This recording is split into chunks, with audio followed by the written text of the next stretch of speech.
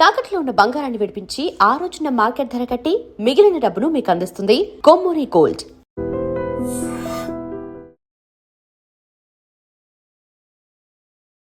ప్రేక్షకులందరికీ నమస్కారం. ఈరోజు మనతో పాటు ప్రముఖ ఆధ్యాత్మికవేత్త డాక్టర్ రాజన్ నంబూద్రి గారు ఉన్నారు. మాట్లాడదాం.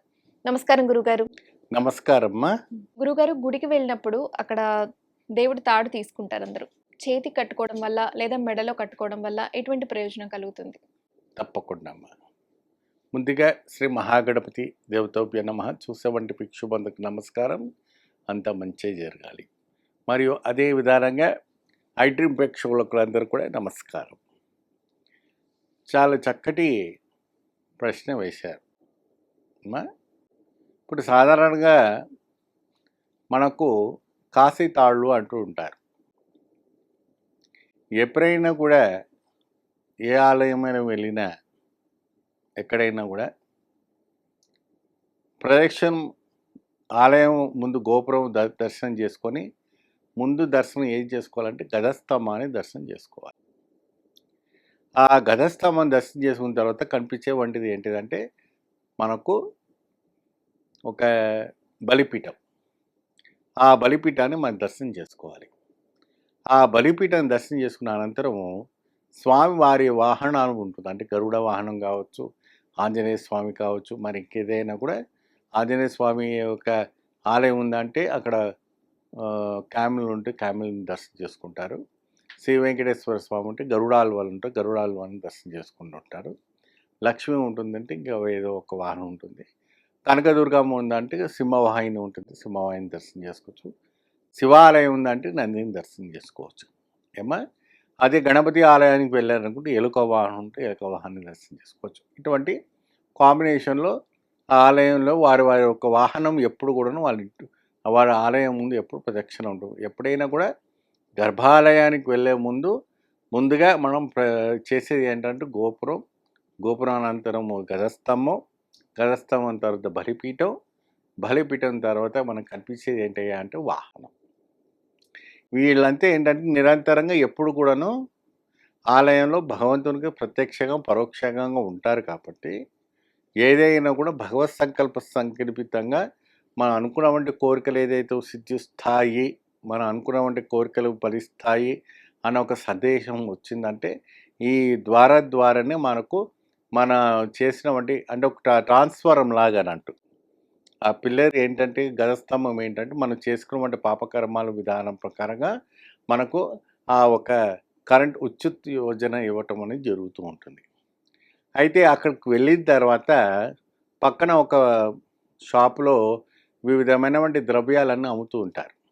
పండ్లు, పువ్వులు, నిమ్మకాయలు, కాశీ తాళ్ళు ఏమండి ఇవన్నీ అమ్ముతూ ఉంటారు. అవన్నీ తీసుకెళ్ళి అయ్యగారికి ఇచ్చి అర్చన చేస్తాం. అమ్మవారి గుడి కావచ్చు, అయ్యవారి గుడి కావచ్చు, గణపతి గుడి కావచ్చు, ఏదైనా కావచ్చు. చేసిన తర్వాత ఆలయ గురి ప్రదక్షిణ చేసుకుని రండమ్మ అంటాడు. మీ పేరు, గోత్ర, నామ, నక్షత్రాలను ఇచ్చిన తర్వాత మీరు వెళ్ళి ప్రదక్షిణ చేసుకుని రా అంటే మీరు 3, 9, 11, 21 ప్రదక్షిణ చేసుకొని చక్కగా భగవంతుని దగ్గర వచ్చి నమస్కారం చేసుకుంటాం మోకాళ్ళ పైన. భగవంతుని దగ్గరికి ఎంత భక్తితో మనం మొక్కుతే అంత చాలా విశ్వాసమైన వంటి ఒక శక్తి మనకు వస్తుంది. ఒక తలుపు మూసినా ఇంకో తలుపు తెలుస్తాడు. నమ్మకం అనేది చాలా అవసరం. హిందూ సనాతన ధర్మాన్ని మనము నమ్మి తీరాల్సిందే.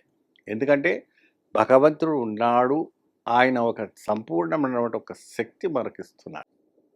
అక్కడ వేదోత్సవముతో మంత్రోత్సవముతో మీరు ఇచ్చిన వంటి ప్రసాదం ఏదైతే కూడా భగవంతుని ఒక పాదాల దగ్గర పెట్టి ఆ భగవంతునికి అర్చన చేసిన వంటి ప్రసాదం ఏదైతే ఉంటుందో ఆ ప్రసాదాన్ని కైంకర్యం చేసి అక్కడ దాంట్లో ఉన్నవంటి కాశీ తాడు తీసుకొచ్చి స్త్రీలకైతే ఎడమ చేతి వైపున, పురుషులకైతే కుడివైపు చేతికి కడతారు. ఖచ్చితంగా ఎడమ చేతికి కట్టుకుంటారు ఏమ్మా. లేదంటే పురుషులకి కుడివైపు చేతు కట్టుకోవాలి. కట్టుకున్న తర్వాత కొంత ధర్మ సందేహాలు ఏంటంటే అది కట్టుకొని నాన్ వెజ్ తినొచ్చా, సంసారంలో ఓ భార్యతో కలవచ్చా, మరి బ్యాచిలర్స్ అయితే ఇతర ఒక కార్యక్రమంలో మేము పాల్గొనుకోవచ్చా, అంటే వాళ్ళు బ్యాచిలర్స్ పార్టీస్కి వెళ్తుంటారు కదమ్మా ఎక్కువ శాతం. కుర్రాళ్ళు అంటే అదే ఉంటుంది కదా తల్లి. సో అటువంటివి ఏమైనా మేము చేస్తే ఏమైనా మనకు ఇదవుతుంది అనేసి మనకు రావడం మెయిల్స్, వాట్సాప్ మెసేజ్లో మెసేజ్ రావడంలో చెప్పడం ఏంటంటే, భగవంతుని దగ్గర మీ ఆత్మరక్షణ కోసం మనం అది కట్టుకుంటున్నాం. ఆత్మరక్షణ ఏంటి? మీరు కోరినటువంటి కోరిక ఏదైతే ఉంటుందో, మీకు సంకల్పం సిద్ధించినటువంటి కోరిక ఏదంటూ ఉంటుందో, అంటే ఇప్పుడు మీరు ఇల్లు కట్టుకోవాలనుకుంటున్నారు, మీకు ఒక మంచి సాఫ్ట్వేర్లో ఉద్యోగం దొరకాలనుకుంటున్నారు, సంతానం కావాలనుకుంటున్నారు, ఎన్నో ఉంటాయి, ఎన్నో కోరికలు ఉంటాయి. ఆ కోరికలు ఎలా ఉంటాయి అంటే మనం చెప్పలేము. దానికి ఆది అంతం లేదు. సముద్రానికి ఆది అంతం ఉంటుందమ్మా? ఎవరైనా కొలతలు చేశారా సముద్రాన్ని? ఇప్పటివరకు ఎవడు పుట్టలేదు. సముద్రానికి కొలతలు చేస్తే సముద్రానికి ఆది అంతం ఉండదనేసి. సో ఆ ఆశలు కూడా సముద్రాల అలలాగానే ఉంటాయి మనవి కూడా. ఓ కొట్టుకొస్తుంది అలలు కొట్టుకొస్తాయి సముద్రాన్ని ఒడ్డు దాకా మన కోరికలు కొట్టుకొస్తే మనం తర్వాత వెనుకపోతాయి, అది వేరే విషయం. కాబట్టి దానికంటే హద్దు ఉంటుంది. నీ పరిధిలో ఒక గుంత చేసుకున్నారనుకోండి, ఆ గుంతలో ఎంత నీళ్ళు పడాలో అంతనే పడుతుంది. ఆ బావిలో పడాలంటే పడదు కదా ఏమండి, బావి మొత్తం నిండదు కదా, బావిలో కూడా ఎంత ఉండాలో అంతనే ఉంటుందిగా, బావి నిండిపోదు. సో ఆ రకంగా భగవంతుడు నీవు చేసుకున్నటువంటి పూర్వజన్మ కర్మానుసార ప్రకారమైనటువంటి సిద్ధాంతంతో ఇప్పుడున్నటువంటి భక్తి పార్వశ్యంతో చేసుకున్నటువంటి కార్యక్రమం ఏదైతే ఉందో దాని ప్రకారమైనటువంటి ఆ కాశీ తాళ్ళు అంటారు, దాన్ని సూత్రము అంటారు. ఆ సూత్రము అనేది చేతికి కంకణం కట్టడం. ఆ కంకణం అనేది భగవంతునికి కడతారు, భక్తుడికి కడతారు, అక్కడికి విచ్చేసినటువంటి భక్తురాలకు కడతారు, ఎవరికైనా కూడా కడతారు. ఆ కట్టిన తర్వాతనే ఆయనలో ఒక పాజిటివ్ ఎనర్జీ అనేది పాస్ అవుతుంది. ఆ తాడు సూత్రంలో ఉన్నటువంటి ఇది. అందుకే ఎప్పుడైనా మంగళసూత్రము అంటారు తప్ప మంగళ తాడు అన్నారు. అంటారమ్మా? లేదు. సూత్రం అంటే ఏంటి? తాడు. ఆ తాడుని ఏంటంటే ఆ తాడులో ఉన్నటువంటి అభయ శక్తి, అటువంటి శక్తి ఉంటుంది.